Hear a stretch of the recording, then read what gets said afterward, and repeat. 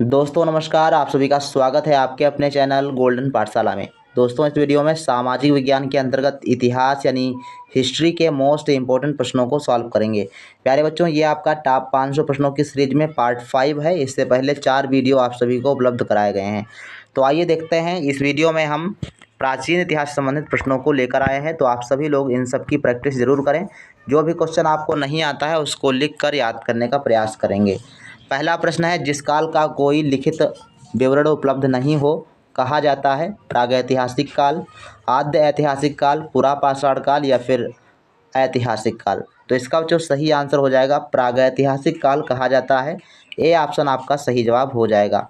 Second number question है, आदि मानव ने सर्वप्रथम किस पशु को पालतू बनाया था? तो ये क्वेश्चन बच्चों आपका बिल्कुल आसान सा है, बैल, कुत्ता, गाय या फिर हाथी।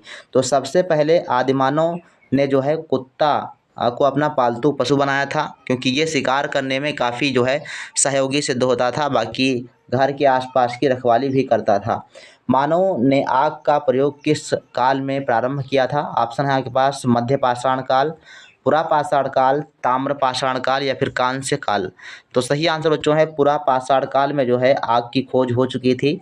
पत्थरों को रगड़कर जो है आग का निर्माण किया गया था। 4 नंबर क्वेश्चन है, मानव ने सर्वप्रथम किस धातु का प्रयोग किया था? तो मानव ने सर्वप्रथम किस धातु का उपयोग किया था? आप सभी लोग कमेंट सेक्शन में लिखिएगा। ऑप्शन है आपके पास लोहा, चांदी, तांबा तथा पीतल। तो इसका जो राइट आंसर हो जाएगा आपका तांबे का उपयोग सर्वप्रथम किया था मानव ने। 5 नंबर क्वेश्चन है, प्रागैतिहासिक काल के अंतर्गत किन संस्कृतियों को रखा जाता है? तो 5 नंबर क्वेश्चन का राइट आंसर क्या है? पहला ऑप्शन है कांस्य, ताम्र, पाषाण या फिर लौह। तो प्रागैतिहासिक काल के अंतर्गत जो पाषाण को रखा जाता है यानी पत्थरों को रखा जाता है। 6 नंबर क्वेश्चन है, मानव द्वारा उपयोग में लाई गई पहली फसल कौन थी? तो सबसे पहली फसल कौन थी, इसमें कन्फ्यूजन बच्चों बहुत रहता है। तो इसमें आपको वरीयता जौ को देना है। बी आंसर आपका सही जवाब हो जाएगा। मानव द्वारा उपयोग में लाई गई पहली फसल कौन थी? तो बी ऑप्शन आपका जौ is the right answer. 7 number question है, मानव खाद्य पदार्थों का उत्पादक एवं उपभोक्ता बना था। तो मानव ने खेती करना प्रारंभ किया था, तो नवपाषाण काल में खेती करना प्रारंभ किया और तभी जो है उत्पादक और उपभोक्ता दोनों के रूप में वो उभर कर सामने आया था। तो सही ऑप्शन हो जाएगा सी ऑप्शन, नवपाषाण काल। इसके बाद देखो 8 नंबर क्वेश्चन जो है कि निम्न में से कौन सा पुरातात्विक वेद या फिर पुरातत्ववेदा हड़प्पा सभ्यता के उत्खनन से संबंधित हैं? तो हड़प्पा सभ्यता की खुदाई बच्चों की थी आपकी दयाराम साहनी ने। ये ए ऑप्शन आपका सही जवाब हो जाएगा। 9 नंबर क्वेश्चन जो है, सिंधु घाटी सभ्यता मानव इतिहास के किस काल से संबंधित है? तो मानव इतिहास के किस काल से संबंधित है सिंधु घाटी सभ्यता? प्रागैतिहासिक काल, आद्य ऐतिहासिक काल, ऐतिहासिक काल या फिर इनमें से कोई नहीं। सही आंसर जो है बी ऑप्शन, आद्य ऐतिहासिक काल से संबंधित है सिंधु घाटी सभ्यता, यानी आद्य ऐतिहासिक काल में इसका जन्म हुआ था। इसके बाद है नेक्स्ट क्वेश्चन 10 नंबर, हड़प्पा के स्थलों में कांस्य नर्तकी की मूर्ति कहाँ से प्राप्त हुई है? तो ये बच्चों प्राप्त हुई है मोहनजोदड़ो से। कांस्य नर्तकी की मूर्ति कहाँ से प्राप्त हुई? तो मोहनजोदड़ो से प्राप्त हुई है। इसके बाद है 11 नंबर क्वेश्चन, निम्नलिखित में से कौन सा कथन असत्य है? तो असत्य कथन कौन सा है बताइएगा। कालीबंगा से जुते हुए खेत के साक्ष्य मिले हैं, ये सही है। सिंधु घाटी की लिपि की सूचना मोहरों से प्राप्त होती है, बिल्कुल। और सुरकोतड़ा से घोड़े के अवशेष प्राप्त हुए हैं। सिंधु घाटी सभ्यता से गाय अंकित मोहरें सबसे कम संख्या में मिली हैं। तो यही ऑप्शन आपका सही आंसर हो जाएगा, अर्थात ये जो आपका डी वाक्य लिखा है ये गलत है। तो यही आपका आंसर सही हो जाएगा, यानी D option is the right answer. इसके बाद देखो नेक्स्ट क्वेश्चन आपका दिया गया है 12 नंबर, और 12 नंबर का सही आंसर क्या है? प्रसिद्ध पशुपति की मोहर कहाँ से मिली है? तो पशुपति की मोहर जो है बच्चों सी ऑप्शन सही है, मोहनजोदड़ो से मिली है। इसके बाद है नेक्स्ट क्वेश्चन 13 नंबर, सिंधु घाटी सभ्यता में गोदीवाड़ा का साक्ष्य कहाँ से मिला है? ये इंपॉर्टेंट प्रश्न है। तो गोदीवाड़ा के साक्ष्य बच्चों मिले हैं लोथल से। डी आंसर आपका सही जवाब हो जाएगा। 14 नंबर क्वेश्चन है, सिंधु घाटी सभ्यता में विशाल अन्नागार कहाँ से प्राप्त हुआ है? हड़प्पा, मोहनजोदड़ो, राखीगढ़ी या फिर सुतकागेंडोर। सही आंसर मोहनजोदड़ो, बी आंसर आपका सही जवाब हो जाएगा। अन्नागार कहाँ से मिले हैं? तो मोहनजोदड़ो से मिले हैं। 15 नंबर क्वेश्चन है, निम्न में से कौन सा असत्य है, अर्थात कौन सा जो मिलान है वो सही सुमिलित नहीं है। तो हड़प्पा सभ्यता, ये देखो सिंधु नदी, मोहनजोदड़ो सिंधु नदी, ये आपका सही मिला हुआ है। कालीबंगा घग्गर नदी, आलमगीरपुर हिंडन नदी।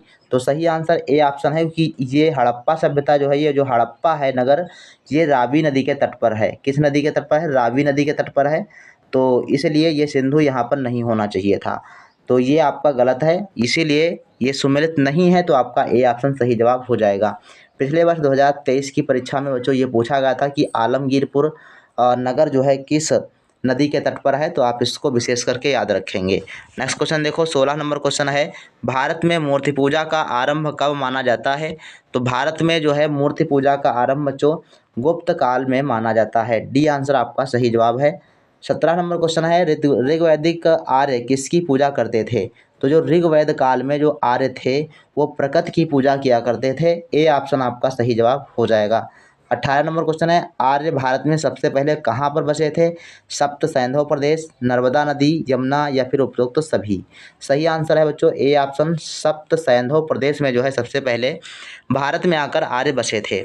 19 नंबर क्वेश्चन है, आर्यों का मूल निवास क्या है? यानी आर्य जो है कहाँ से आए थे और उनका मूल निवास क्या था? उत्तरी यूरोप, एशिया माइनर, भूमध्य सागरीय तट या फिर सप्त सैंधव प्रदेश। तो राइट आंसर बच्चों है इसका मध्य एशिया माइनर आपका राइट आंसर हो जाएगा। बी ऑप्शन सही है। एशिया माइनर से ये भारत में आया और भारत में आकर सप्त सैंधव प्रदेश में बसे थे सबसे पहले। इसके बाद देखो 20 नंबर क्वेश्चन है, गायत्री मंत्र संबंधित है। तो गायत्री मंत्र का संबंध बच्चों ऋग्वेद से है और ऋग्वेद में जो है इसका वर्णन मिलता है। 21 नंबर है, सत्यमेव जयते उक्ति कहाँ से ली गई है? तो सत्यमेव जयते जो आपका राष्ट्रीय चिन्ह के नीचे लिखा हुआ होता है, तो सत्यमेव जयते बच्चों लिया गया है मुंडको उपनिषद से। राइट आंसर बी ऑप्शन हो जाएगा। 22 नंबर क्वेश्चन है, ऋग्वेद का नवा मंडल निम्न में से किसको समर्पित सूक्तों का संग्रह है? तो इसका सही आंसर बच्चों है सोम देवता को समर्पित है। 23 नंबर क्वेश्चन है, निम्नलिखित में से प्राचीनतम वेद कौन सा है? तो सबसे प्राचीन वेद की बात करेंगे तो हो जाएगा ए ऑप्शन ऋग्वेद सबसे प्राचीनतम वेद है। इसके बाद है नेक्स्ट क्वेश्चन 24 नंबर, उत्तर वैदिक काल में इंद्र का स्थान किस देवता को मिला था? वरुण, प्रजापति, विष्णु या फिर महेश। तो उत्तर वैदिक काल में इंद्र का स्थान प्रजापति को मिला। बी आंसर सही है। 25 नंबर क्वेश्चन है, निम्न में से कौन सा कथन असत्य है? अब इसमें 4 जो है आपको वाक्य दिए गए हैं, कौन सा गलत है ये बताना है। उत्तर वैदिक काल का समाज स्पष्ट रूप से 4 वर्णों में विभाजित था, बिल्कुल सही है। ब्राह्मण, क्षत्रिय, वैश्य और शूद्र, ये 4 वर्णों में विभाजित था। उत्तर वैदिक काल में गोत्र प्रथा का प्रचलन था, बिल्कुल सही है।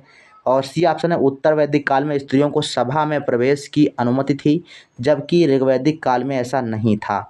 तो ये ऑप्शन आपका बिल्कुल गलत है, सी ऑप्शन सही हो जाएगा।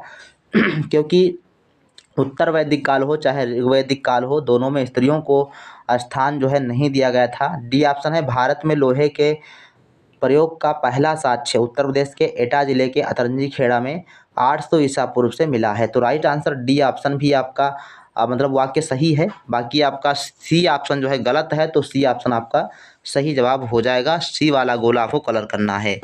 26 नंबर क्वेश्चन है, निम्न में से कौन सा असत्य है चुनिए।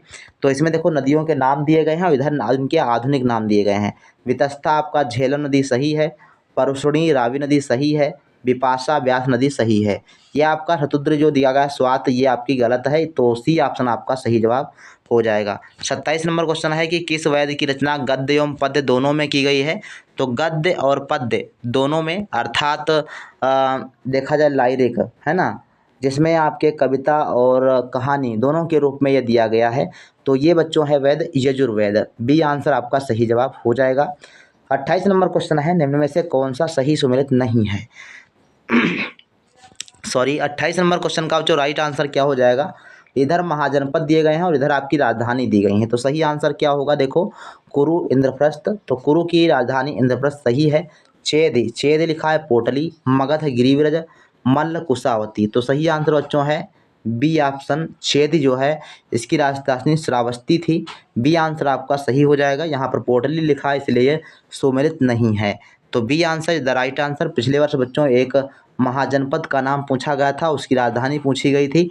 तो आप लोगों को 16 महाजनपद उनकी राजधानी याद कर लेना है। इसके लिए हमने अलग से वीडियो बना दिया है, ट्रिक वाइज हमने बताया है कैसे आपको याद करना है, तो आप लोग वीडियो को देख सकते हैं। प्लेलिस्ट में आप जाएंगे तो वहाँ पर आपको मिल जाएगा। 29 नंबर क्वेश्चन है, पाटलिपुत्र नगर का संस्थापक कौन था?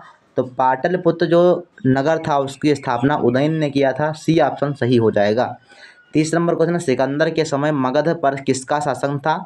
तो ये मगध पर शासन कर रहे थे घनानंद। घनानंद का शासन था सिकंदर के समय में। 31 नंबर क्वेश्चन है, सिकंदर कहाँ का शासक था? तो सिकंदर जो था मकदूनिया का शासक। आप इसको लिख लीजिए, बहुत इंपॉर्टेंट है। सिकंदर का जो शासक था वो सिकंदर जो शासक था वो मकदूनिया का शासक था। और ये जो है जब भारत पर आक्रमण करता है 326 ईसा पूर्व में, तब जो है घनानंद का शासन था। सिकंदर और पोरुस के मध्य प्रसिद्ध हाइडे स्पीच का युद्ध कब हुआ था? तो ये 326 ईसा पूर्व में हुआ था। सी ऑप्शन आपका सही जवाब हो जाएगा। इसी प्रकार से देखो 33 नंबर क्वेश्चन है, जैन धर्म के 24वें तीर्थंकर कौन थे? तो अगर कल की वीडियो आपने देखी है तो इस क्वेश्चन का आपका आंसर आता होगा। तो जैन धर्म के 24वें तीर्थंकर बच्चों थे महावीर स्वामी। ठीक, महावीर स्वामी जैन धर्म के 24वें तीर्थंकर थे। और प्रथम की बात करेंगे तो ऋषभदेव। इसके बाद देखो 34 नंबर क्वेश्चन है, महावीर ने जैन धर्म में से पूर्व प्रतिपादित 4 महाव्रतों में कौन सा 5वां व्रत जोड़ा था? तो 5वां व्रत जो ब्रह्मचर्य को जोड़ा था। सी ऑप्शन आपका सही जवाब हो जाएगा। इसके अलावा 5 जो इनके पंच महाव्रत हैं उनमें आप देखते हैं कि मतलब जो है सत्य अहिंसा आस्ते अपरिग्रह और ब्रह्मचर्य, ये 5 जो है आपके होते हैं। 35 नंबर क्वेश्चन है, जैन धर्म में त्रिरत्न है। तो जैन धर्म में कितने त्रिरत्न हैं? तो 3 रत्न हैं, सम्यक दर्शन, सम्यक ज्ञान, सम्यक आचरण। राइट आंसर डी ऑप्शन हो जाएगा, तो उपरोक्त सभी। तो ये रहे बच्चों आपके 35 प्रश्न जो प्राचीन इतिहास से संबंधित थे। इसके बाद आपका छठा पार्ट आएगा, उसमें भी आपको प्राचीन इतिहास संबंधित प्रश्नों को सॉल्व कराएंगे। तो इस वीडियो में इतना ही, मिलते हैं नेक्स्ट वीडियो में। तब तक के लिए धन्यवाद। 7:30 बजे की लाइव क्लास में ज़रूर मिलेगा। जय हिंद, वंदे मातरम।